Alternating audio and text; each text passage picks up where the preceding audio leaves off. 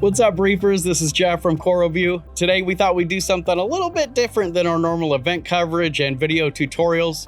We're here in Orange County, California, home to beautiful beaches, Disneyland, and of course Reef-A-Palooza, to visit the home of Southern California Marine Aquarium Society member Cody Bean. Cody was gracious enough to invite us to his home for a tank tour, so we thought we'd take him up on his offer, check out the tank, see his livestock, ask him about his equipment.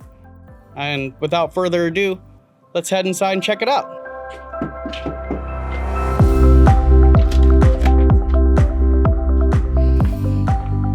Welcome to our fish crib. Hey guys. Hello. Come on in. Thank you. Wait.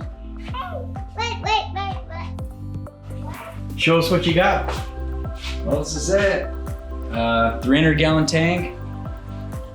Beautiful. It's taken a long time for it to be set up with 2 kids and other stuff going on, but here it is. So it's a 6x3 by 27 tall. It was made by Acrylic and Glass Exhibits. It's on a steel stand. It's got steel top and bottom bracing, and then it's got acrylic Euro bracing.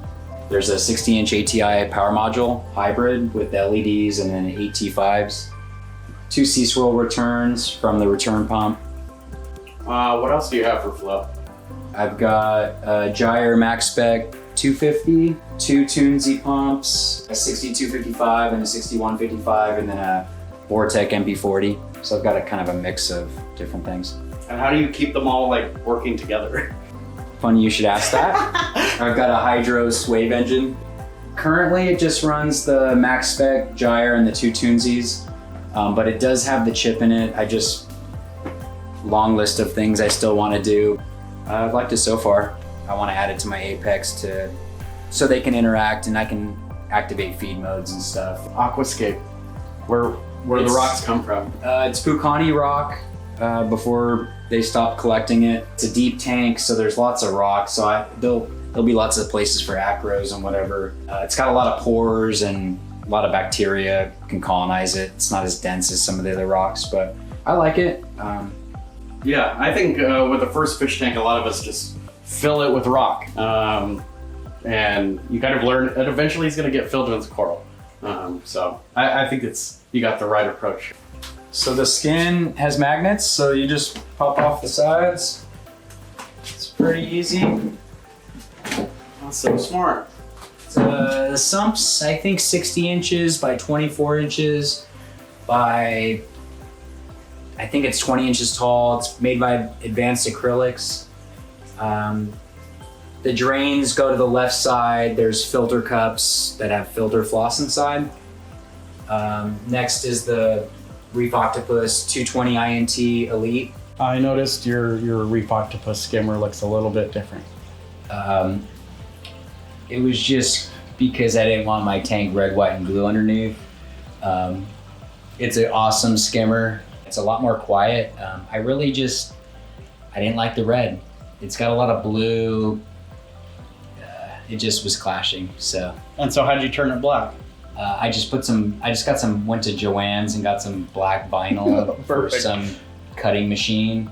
Got a little sticker, put the sticker on, and It looks like voila. it came that way. Yeah. So hopefully CoralVue and Reef Octopus doesn't get mad at me. No, of course But not. I like it. No. My daughter helped, gotta keep it nice. I've got a Red Dragon Speedy 230 return pump. So the return pump kind of goes through a manifold and then goes back up to the sea swirls that you saw earlier.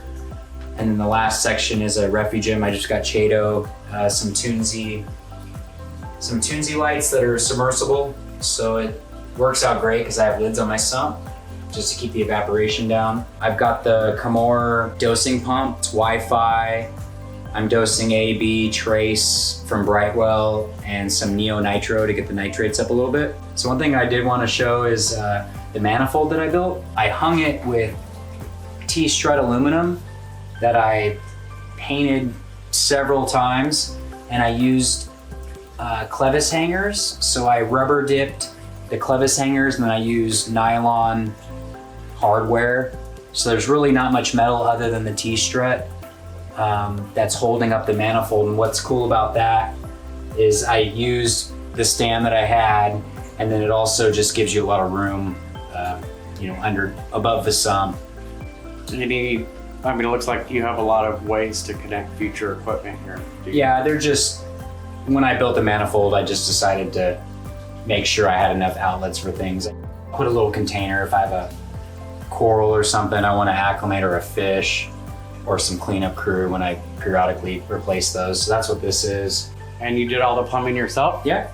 I did the drains. There's 4 drains, and then the 2 emergencies are out of this clear pipe. So that's what you see. It's just if your drains get clogged. I did the clear pipes.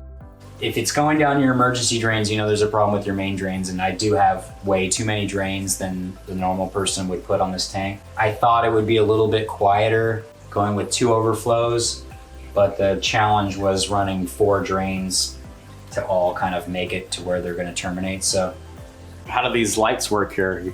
these are Philips Hue lights. You can get them on Amazon. You can hook them up to an Echo device, and then you just tell, hey Echo, turn off sump lights.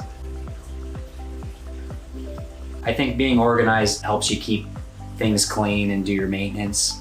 So this is my electronics. I built this cabinet just to keep everything out from the end of the aquarium. The ballast for the lights up top. The hydros is there with the lights going. I've got a Neptune Apex, Vortex, the controllers for the pumps. The wires are behind that blackboard, and then I've got this bottom section here that's got the madness of controllers.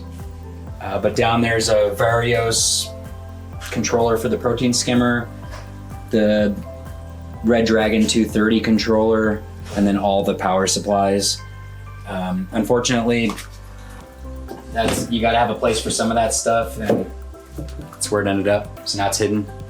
The ATO is down here. So it's just something a friend and I made. It's got a XP Aqua ATO down on the bottom of that. It holds like 30 gallons, so. And how often do you have to fill the reservoir? The tank goes through like maybe 2 to 3 gallons a day, so 10 days.